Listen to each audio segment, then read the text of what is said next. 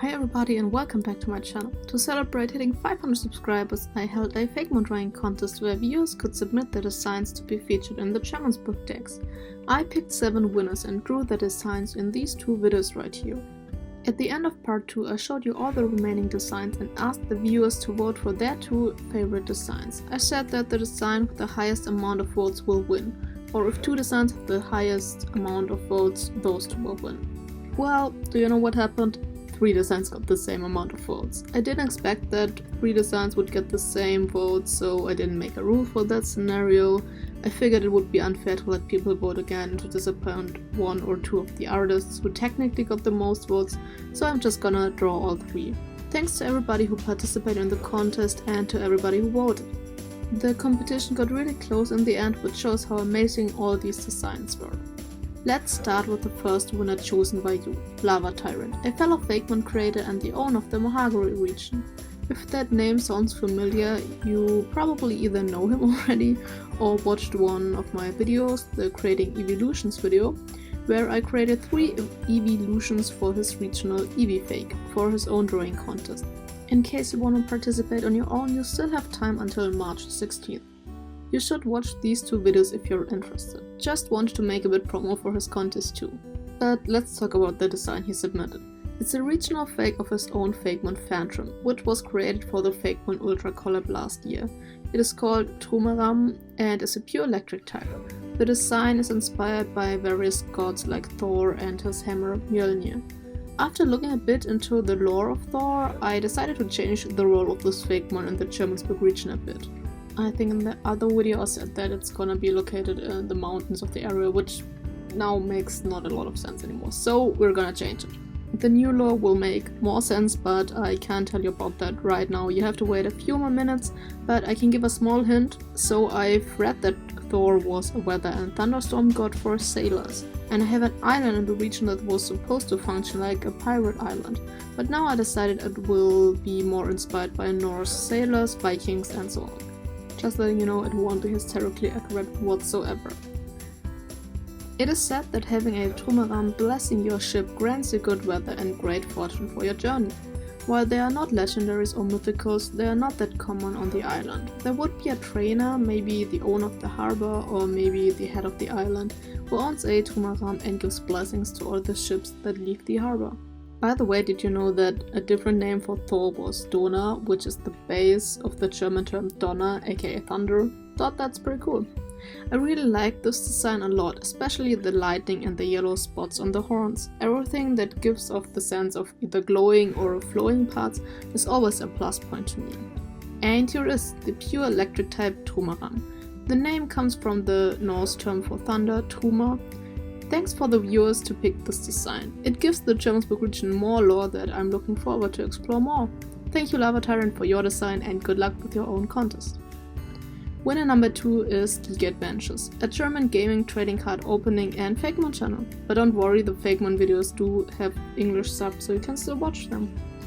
So as I promised in part 2, I will connect this line and Trumeram if both get chosen by the winners. And they were, so that's pretty cool. Both lines are based on thunder or lightning and deities, so I figured it would be cool if the 2 of them got or still get worshipped in the region.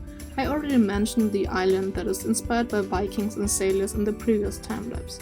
The people who live there right now are still sailors, and the majority are descendants of the ones that lived there centuries ago. But there are others who came from other regions too. The whole point of sailors is that they can basically travel the whole world via ocean, so I thought it may be cool if there are different types of sailors on this island to make it a bit more diverse. Here it is, the first stage, Woundy, a pure normal type. Nearly every sailor on this island has a Woundy, since it can manipulate wind and help them out of tricky situations. Usually certain groups of trainers have a pool of Pokémon they are using, like the evil teams are usually using dark types and so on. Most of the time they also have something like Poochyena or Houndour, the typical edgy dog Pokémon. And the base stage of this Fakemon line fills the spot for the people on this island. It's basically the common dog Fakemon of the specific island. Storn are essential parts of the society and the island. thunderstorms around here are usually a lot stronger than in the rest of the region, so they are often needed to leave the island and to come back. This is honestly amazing, cause the more I think about why certain Fakemon are needed or why they are in a certain area, I come up with more lore for the region, plot and parts of the map. Here it is, stored, a normal and electric type. Only the captains of the island are allowed to have Stormed on their team, to show some sort of power hierarchy. And the last evolution. I absolutely adored this design, it's badass, but it also was the reason why I didn't pick it in the first place. The design was a lot more complex than a lot of designs I did for the region, and it feels like a pseudo-legendary or even legendary, which I think was the point, so no complaints. I just was worried that technically everybody could be walking around with a godlike looking Fakemon, so I had to nerf it a bit. Like I said, Storm is only available for captains on the island, and Soidalos this stage will be exclusive to the head of the island. You can still have your own Soidalos, but you're not allowed to use it on the island.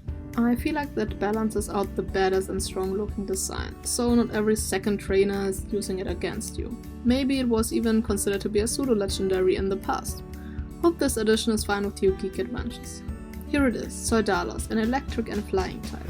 It is reserved for only the strongest trainer on the Stormy Island. An incredible design, I hope you liked the way I drew it.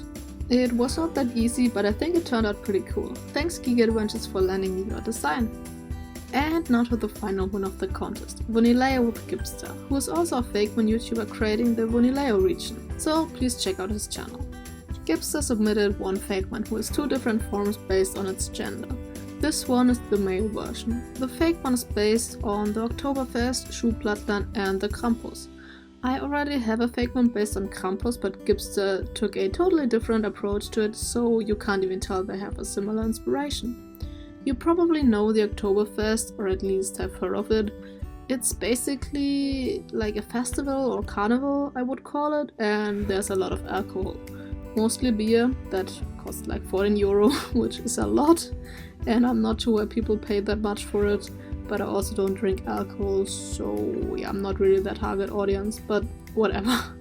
This Fakemon likes to celebrate and dance around all the time. We already have a whole group based around dancing and celebrating called The March, which is the working title, which consists out of Cramon and Crampitrol, Seraphi and its evolution, and the Gulolai, and Mimicry too. Maybe I missed one? I don't know at the moment. Anyways, while Seraphi were the ones that just spin around and move around pretty gracefully, Shuktota jump and dance around without any hesitation.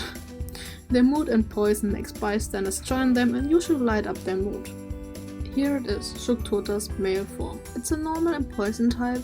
It's really cute and I think it would have a really fun in-game sprite, just jumping around and stuff, making you feel bad for fighting it. And now to the female version of Shuktota.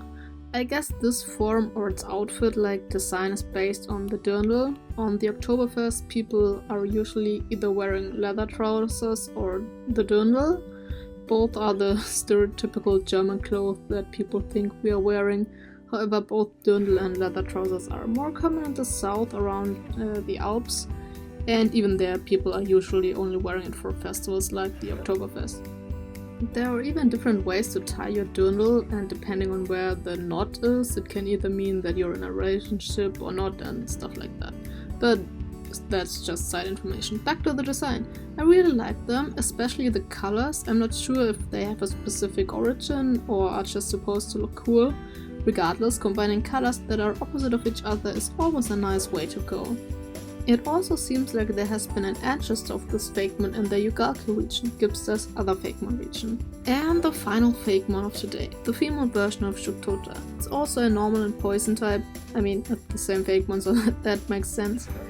Thanks Gibbster for submitting these two little friends to the contest. I hope you like my digital rendition of them. These are the final 3 winners of the contest. It's really cool how each of these Fakemon is fitting so well into the region and gave it new depth. I'm sorry for every design that I couldn't place into the region, but adding all just wasn't possible. Hope everyone enjoyed the contest. Feel free to subscribe, like and share this video, check out the Fanart showcase and see you in the comments.